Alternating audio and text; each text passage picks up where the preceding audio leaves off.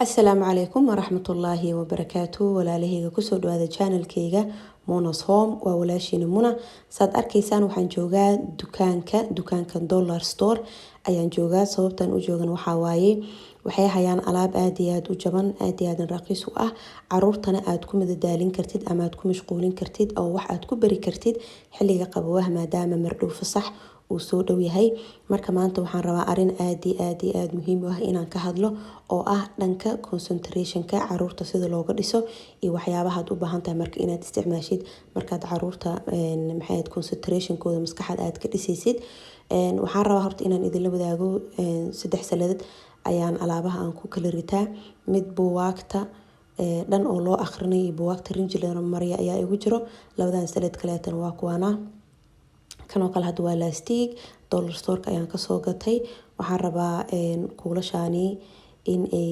geliso jijin ama maxay ahayd katiinad ayay ka sameyn kartaa kuwan waxaa loogu talagalay palour geedka loo yaqaan kuulashaas yar yar ayaa la gelinayaa feer ayaad marinaysaa hadhoona maasha Allah kama soo fuqaayo marka waxaa muhiim u ah caruurta inaa horta fadhiisisid oo yani ay fadhiisanayeen markaas ayaad wax bari kartaa markaas ayaad la sheekeysan kartaa cunug maanta dhan ordaadna aad ka daba ordaysid labadiina waad isku daaleysiin waxaan cunugaasi ma baranayo maqastaan waad kana iyadana dollarka ayaan ka soo helay kulli waa raqiis wax yani kulligoodba $1 $2 kama badna marka alaabta horta intaan ayaan ku guray haddana waxaan rabaa in aan inoo bilaabo maadadeyni oo ahayd concentrationka caruurta concentrationka sida looga dhiso aan jeclahay maanta xooga in aan saaro oo aan ka hadlo okay concentrationka saad ogtihiin waa maskaxda ilmaha Soomaaliyeed meel walba ay joogaan concentration xumo ayaa lagu soo sheegaa fudfudeed ayaa lagu soo sheegaa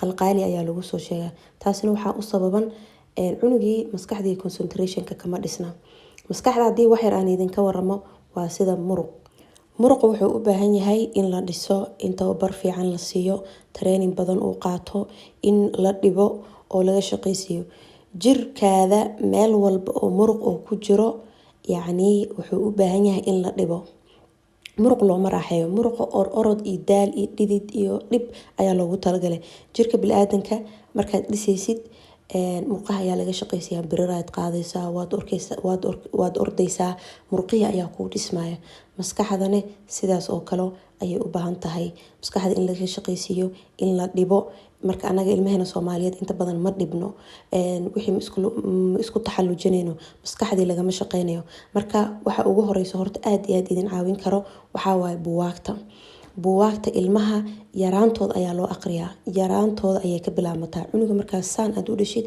inaad la sheekeysatid inaad la hadashid waxaad u sheegtid waaye cunugii markii uu soo ronaado buug aqrinta horta inaad ku barbaarisaan ilmaha buugaagta wax badan ayay ka fahmayeen concentration ayuu ku caawinayaa cunugii fududaay yani wuu fadhiisanayaa qalqilka ayuu joojinayaa laakiin ilmaha anaga inta badan iskuulada markay bilaabaan ayaa yani xanuunkani oo dhibaatada dhanka concentrationka lagu soo sheegaa sababtoo cunugii iskuul markii uu bilaabo aasaaskiisa inuu dhisan yahay ayaa la rabaa cunugii waxaa la rabaa inuu dhageysan karo macalin 1 saac oo cashirkiin uu fahmi karo inta badan caruurta Soomaaliyeed waxaa jirto fasalku iska fadhiyaan laakiin way maqan yihiin ama cashirkii ma fahmayeen maskaxdii ayaa ileen maqan maskaxdii lama barin in la fadhiisto oo yani wax aad dhageysatid mise wax aad sameysid aad dhigtid maskaxdii may baranin marka sidaas darteeda ciyaaro badan ayaan idin la wadaagi doonaa insha Allah oo gurigaad ku sameysan kartaan mar dhow waqtigii fasax ayaa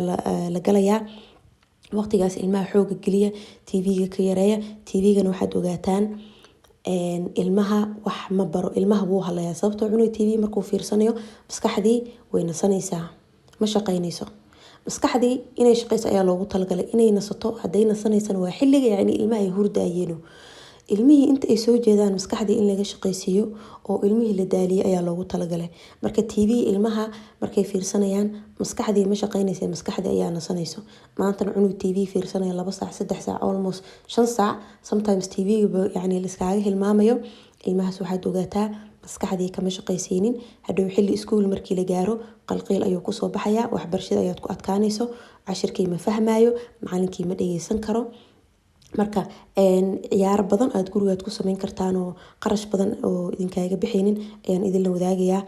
Dhanka buwaagta waa free, uma baahnidin inaad soo gadataan.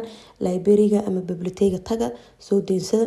Waxaan oo salida dhan oo buug ku jiro aniga waxaan soo gatay ma ahan, biblioteka ayaa kasoo qaadaa. Waxaan isku dayaa bishiiba 1 buug 2 buug inaan kusoo daro, waqtigooda markay iga dhamaadaan haddana ii jadiiday ayaan dhahayaa. Hadda waxaan sameynayaa joornaalo ayaa iisoo dhaceen.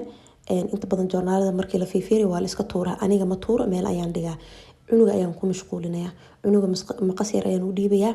Waxaan dhahayaa kaalay joornaalka rooti ka raadi, rooti jarjar, waxyaabaha xiiseynaysid oo dhan maaragtay iyo jarjar ayaan dhahaa.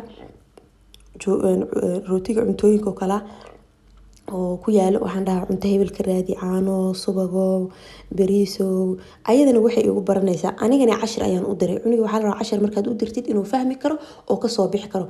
Marka joornaal oo dhan aad u dhiibaysaa, waxaad leedahay joornaalkan waxaad iga raadinaysaa bariiso, baasto, caano, malaay, hilib iga raadi dheh. Maqasaad u dhiibaysaa, cunugii wuu ku mashquulaa, wuu jarjaraa.